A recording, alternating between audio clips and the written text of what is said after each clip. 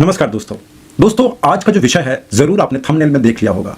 यहां पे मैं एक सीधा विनम्र तरीके से सवाल पूछ रहा हूं कि क्या गांधी जी अंग्रेजों के लिए एक एजेंट का काम करते थे, जिनको आज हम देश के पिता का दर्जा देते हैं, क्या वो अंग्रेजों की एक एजेंट का काम करते थे? इस वीडियो में जानेंगे कुछ इंपॉर्टेंट पहलुओं को, इतिहास के उन पन्नों को जो कि हमें स्कूल या कॉलेज में नहीं पढ़ाया जाता। दोस्तों, जब भी किसी इंसान को टटोलना होता है, उसकी सक्सेस या उसकी फेलियर्स को समझना होता है, तो हमेशा हमें दो चीजों के बारे में ध्यान रखनी चाहिए। सबसे पहली जो चीज होती है दोस्तों, वो ये है कि हमें उस पर्टिकुलर इंसान की कामकाज जिसको हम टटोल रहे हैं, उसकी जो करियर है, जिसको हम एग्जामिन कर रहे हैं, वो किस कॉन्टेक्स्ट में बात हो रही है। क्योंकि अगर कॉन्टेक्स्ट समझ में नहीं आएगा तो कभी भी हम किसी इंसान के करियर को ठीक तरीके से जज नहीं कर सकते हैं, एग्जामिन नहीं कर सकते हैं। और जो दूसरी चीज होती है दोस्तों, वो ये होती है कि आपको उसी के जैसे किसी दूसरे लीडर के साथ, क्योंकि यहां पे हम लोग लीडर की बात कर रहे हैं तो मैंने लीडर का नाम लिया, उसी के फील्ड में एक और इंसान के साथ आपको कंपेयर करना होता है। यानी कि कंपैरेटिव स्टडी और कॉन्टेक्स्ट को समझकर ही हम किसी इंसान के कामकाज, उसके एक्शंस को, उसके करियर को एग्जामिन करते हैं और यह पता करते हैं कि क्या वास्तव में उसने जो किया वो सही किया या गलत किया। तो इस वीडियो में जानते हैं कि क्या गांधी जी अंग्रेजों के एजेंट थे, क्या उन्होंने सारे डिसीजंस जो भी लिए हैं एक तरफा, क्या वो सही था? इसके लिए हमें अब्राहम लिंकन और गांधी जी के बारे में कंपैरेटिव स्टडी करनी पड़ेगी। यहां पे अब्राहम लिंकन की बात इसलिए हो रही है क्योंकि मैंने अब्राहम लिंकन को चूज किया है, एक ऐसे लीडर जिनके वजह से अमेरिका का नक्शा बदल गया, उसकी ज्योग्राफी बदल गई और उसका फ्यूचर बदल गया। अब्राहम लिंकन वो इंसान थे जिनकी वजह से, अब्राहम लिंकन वो इन्फ्लुएंशियल इंसान थे जिसकी वजह से आज का अमेरिका का जो नक्शा है, जिस लेवल में आज अमेरिका को जाना जाता है, एक सुपर पावर की नजर से जाना जाता है, उसके पीछे अब्राहम लिंकन का क्या हाथ है, यह हमें पता करना था। और साथ ही साथ हम हमारे राष्ट्रपिता मोहनदास करमचंद गांधी को भी एनालाइज करेंगे इनके कॉन्टेक्स्ट में, ताकि हम समझ पाएं कि दो ऐसे मोस्ट इन्फ्लुएंशियल लीडर्स, मैं बार बार इस वर्ड का इस्तेमाल कर रहा हूं, शब्द का इस्तेमाल कर रहा हूं, इन्फ्लुएंशियल, इनके पास यह क्षमता थी कि वो सामने हजारों लोगों को इन्फ्लुएंस कर सके। तो ऐसे दो इन्फ्लुएंशियल लीडर्स जिन्होंने अपने अपने देश को आजादी और देश को बनाने में अपना बहुत इंपॉर्टेंट, एक क्रूशियल, एक पिवोटल रोल प्ले किया, लेकिन दोनों के रिजल्ट्स अलग अलग हैं। शुरू करते हैं हम लोग इस डिस्कशन में अब्राहम लिंकन के साथ। दोस्तों, अब्राहम लिंकन की जो पैदाइशी है, when he was born is February 1809 in Kentucky, USA. इनका दोस्तों प्राइमरीली जो फोकस था वो हमेशा से ये था कि उनको इंडिविजुअल राइट्स के ऊपर बहुत उनके प्रचारक थे, वो इंडिविजुअल राइट्स को बहुत इंपॉर्टेंस, बहुत तवज्जो देते थे। इसके वजह से उन्होंने हमेशा से स्लेवरी को हटाने की एक जी तोड़ कोशिश करी। दोस्तों, स्लेवरी 1492 से लगभग जब से यूरोपियन कॉलोनाइजेशन शुरू हुआ है, तब से ऑलमोस्ट स्लेवरी को यूरोपियंस ने एक हथियार की तरह इस्तेमाल किया है। नॉर्थ अमेरिका में स्लेव्स को अफ्रीका के द्वारा अफ्रीका से लेकर आया जाता था, अफ्रीका से स्लेव्स को उठाकर नॉर्थ अमेरिका में डिपोर्ट किया जाता था। और नॉर्थ अमेरिका में ऐसी डिपोर्टेशन ऑफ स्लेव्स अफ्रीका से पहली बार हुई थी first quarter of the 17th century में। First quarter of the 17th century में जब पहली बार नॉर्थ अमेरिका में अफ्रीका से स्लेव्स को इंपोर्ट किया गया, डिपोर्ट किया गया, तो उसके बाद अमेरिका में नॉर्थ और साउथ का जो जोन है, अगर हम नॉर्थ अमेरिका और साउथ अमेरिका को कंसिडर करते हैं, तो यहां पे स्लेवरी बिकेम द बैकबोन। 1860 में दोस्तों पॉपुलेशन को अगर हम कंसीडर करते हैं अमेरिका की, wholesome America, north and south मिला करके, तो लगभग 40% of the American population in 1860 was full of African slaves. तो जाहिर सी बात है, एक ऐसा देश जो 40% स्लेव्स की बदौलत चल रहा था। स्लेवरी इतनी ज्यादा प्रमोट की गई थी कि वो एक्चुअली में अमेरिका का बैकबोन बन गया था, उनकी इकोनॉमी का बैकबोन बन गया था। ये स्लेव्स को प्रोडक्शन में, माइनिंग में, कंस्ट्रक्शन में, अलग अलग जगह में इस्तेमाल करते थे। और इनसे जो फंड निकलता था, इनफैक्ट उसी फंड से अमेरिकन वॉर ऑफ इंडिपेंडेंस को भी फाइनेंस किया गया है। इसी स्लेवरी से निकले हुए फंड को इस्तेमाल करके व्हाइट हाउस बनाया गया है, कैपिटल ऑफ यूएसए भी इसी फंड से बनाया गया है। स्लेव्स अमेरिका के लिए बहुत ही क्रूशियल बन गए थे, लेकिन तस्वीर अमेरिका की बदल जाती है। तस्वीर अमेरिका की बदल जाती है जब 18th और 19th सेंचुरी में इंडस्ट्रियल रेवोल्यूशन नॉर्थ अमेरिका में एस्टैब्लिश किया जाता है। और आप सबको पता होगा कि इंडस्ट्रियलाइजेशन के बाद लेबरर्स की जरूरत कम और मशीनों की जरूरत ज्यादा होने लगी। अब ये लोग लेबर का काम मशीनों से करवाने लगे, यानी कि the need for slave labour was reduced. और ये रिड्यूस क्यों हुआ? ये रिड्यूस इसलिए हुआ क्योंकि अब मशीन से मास प्रोडक्शन शुरू हो गई। तो नॉर्थ अमेरिका में पर्टिकुलरली पॉपुलेशन ज्यादा थी, तो उनके वहां पे जो प्रोडक्शन था वो मोर और लेस इंडस्ट्रियलाइज्ड बनता जा रहा था, contrary to the South America, क्योंकि साउथ अमेरिका उतना डेवलप नहीं था। साउथ अमेरिका में अब भी स्लेव्स की उतनी ही जरूरत थी 18th और 19th सेंचुरी, जो कि नॉर्थ अमेरिका में नहीं थी। नॉर्थ अमेरिका में अब स्लेव्स को जबरदस्ती काम नहीं करवाया जाता है। अब नॉर्थ अमेरिका में स्लेव्स को, इनफैक्ट स्लेवरी हटाने के लिए उनको वेज लेबर का दर्जा दिया जाता है।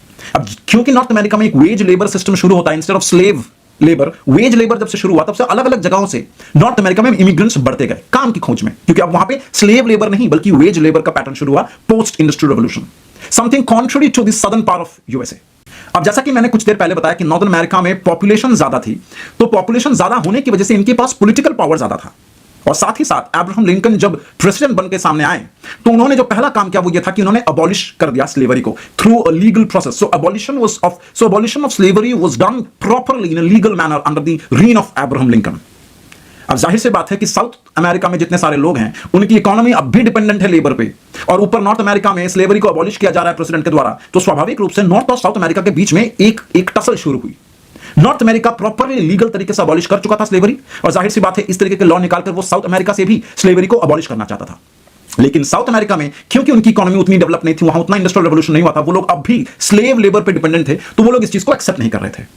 और आप यकीन नहीं मानेंगे लेकिन बहुत सारे southern American states United America को छोड़ करके अपना अलग नेशन बनाने की भीड़ में लग गए, उसकी रेस में लग गए. In fact many southern states actually seceded from the north America. और ये जो अमेरिका को छोड़कर जितने सारे स्टेट्स निकल कर आ रहे थे, जो लोग साउथ अमेरिका में चाहते थे कि स्लेवरी कंटिन्यू रहे, उन्होंने अपनी एक ग्रुप बनाई जिसका नाम दिया कॉन्फेडरेसी. तो एक तरफ नॉर्थ अमेरिका में फेडरेशन है जहां पे एक यूनियन ऑफ स्टेट्स है जहां पे स्लेवरी हट चुकी है, दूसरी तरफ सदर्न अमेरिका में कॉन्फेडरेशन है जहां पे सदर्न अमेरिकन स्टेट्स हैं जो स्लेवरी को कंटिन्यू करना चाहते हैं और जो कि मेन नॉर्थ अमेरिका से, मेन अमेरिका की यूनाइटेड अमेरिका से अपने आप को सिसेड करवा चुके हैं. अब इस सिचुएशन में अब्राहम लिंकन के पास दो ऑप्शन थे. एक, या तो वो इस पार्टीशन को एक्सेप्ट कर लेते और नॉर्थ अमेरिका साउथ अमेरिका अलग अलग रहता. दूसरा, अब्राहम लिंकन के पास जो सेकंड ऑप्शन थी वो ये थी कि वो वॉर पे जाते, वो वॉर करते, वो साउथ अमेरिका में वॉर करते और अल्टीमेटली वहां के लीडर्स को हरा करके अपने यूनियन में वापस घसीट लाते.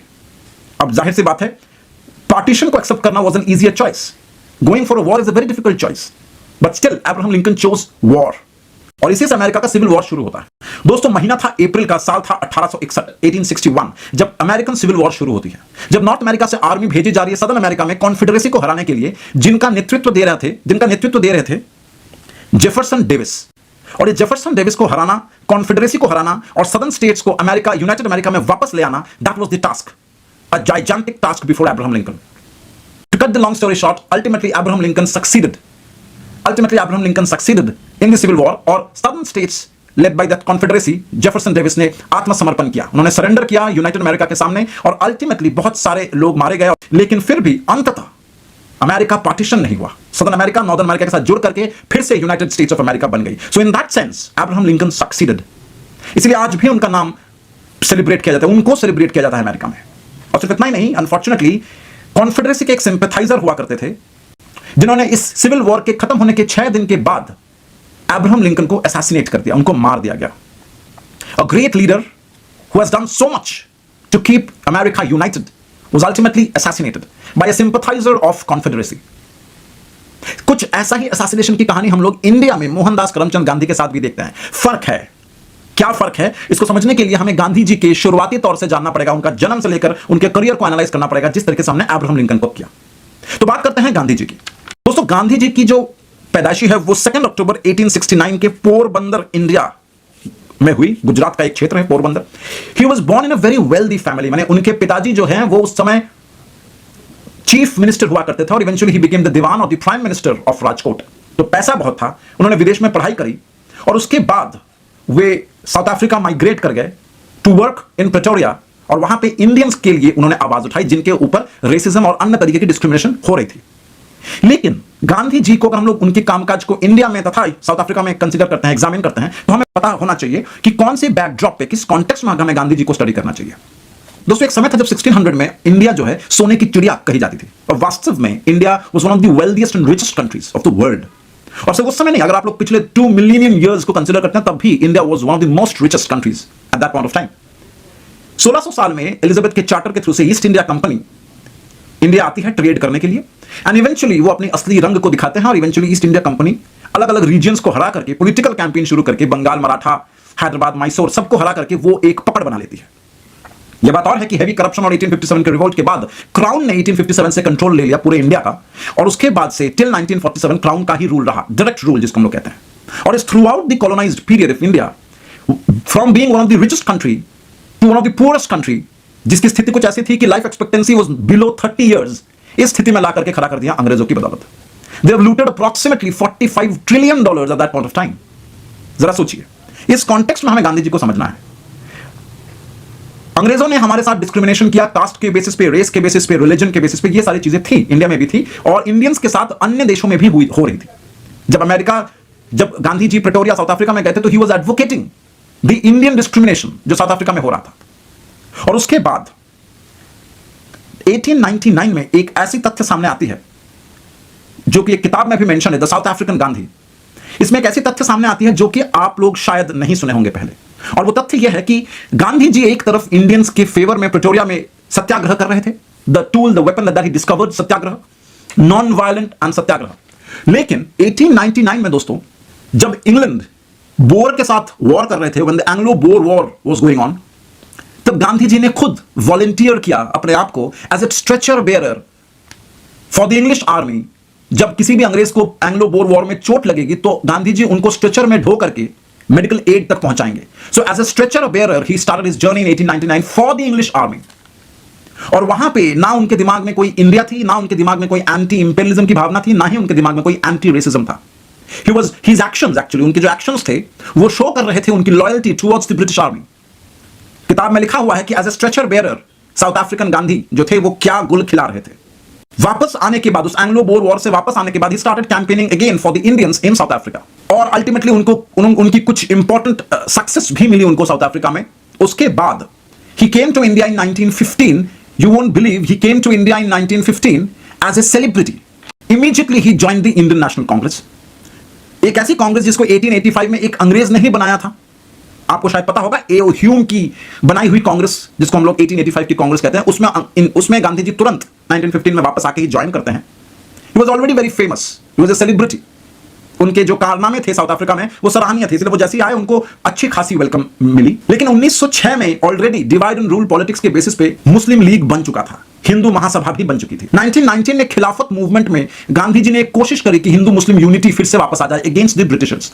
एक नैरेटिव यह है कि नॉन कोऑपरेशन एंड खिलाफत मूवमेंट को जोड़कर गांधी जी ने बहुत ही अच्छा इंजीनियरिंग किया था, जिससे दो ऑब्जेक्टिव फुलफिल होते, एक मूवमेंट अगेंस्ट द ब्रिटिशर और दूसरा द हिंदू मुस्लिम यूनिटी। लेकिन अनफॉर्चुनेटली खिलाफत मूवमेंट के अंदर आपको एंटी ब्रिटिश भावना जरूर दिखेगी, हिंदू मुस्लिम की यूनिटी जरूर दिखेगी, लेकिन इंडिया को फ्रीडम देने की जो बात है वो कहीं ना कहीं मिसिंग है। इसमें इंडिया की फ्रीडम स्ट्रगल के बारे में कम और खिलाफत मूवमेंट के बारे में ज्यादा डायलॉग्स आपको मिलेंगे। 1921 के आते आते Gandhi ji became the undisputed leader in the Indian National Congress. Problem इतनी बढ़ गई थी गांधी जी के विचारों के थ्रू से कि सीआर दास और मोतीलाल नेहरू जैसे लोगों ने 1922 में कांग्रेस से हट करके स्वराज पार्टी तक बनाया। 1934 में जिन्ना साहब वापस आते हैं India, the undivided India, after 14 years, और वापस आके एक डिमांड करते हैं, that is a separate state for Muslims, जिसको पाकिस्तान का नाम दिया गया। और ये पाकिस्तान बनेगा तभी जब हिंदुस्तान को आजादी मिलेगी with partition. So partition became the exit policy of the Britishers. Gandhi ji ने खूब कोशिश करी, इनके सामने भी ये चुनौती आई, उन्होंने खूब कोशिश करी पार्टीशन को रोकने की। इनफैक्ट उन्होंने ये तक कहा है